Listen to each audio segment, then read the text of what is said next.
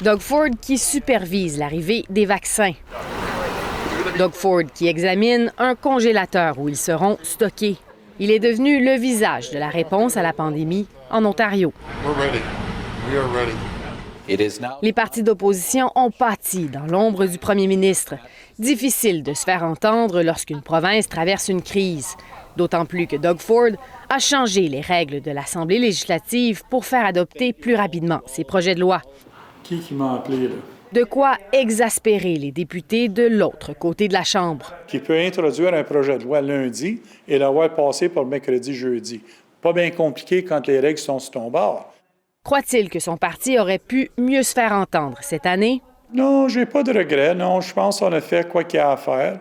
M. Ford n'est pas plus différent aujourd'hui qu'il était au début quand il a été élu. Il fait quoi qu'il veut. Il avance un agenda à la fin de la journée que je pense ne sert pas bien la population. Et ça va être l'enjeu de la prochaine élection. Reste que le NPD et sa chef, Andrea Horwath, tirent de l'arrière dans les sondages. Chez les libéraux, ce n'est guère mieux. Le chef Stephen Del Duca n'a pas de siège à Queen's Park. Il ne participe pas régulièrement aux mêlées de presse. Leur chef est très peu connu. Il ne semble pas très pertinent à l'extérieur de Toronto.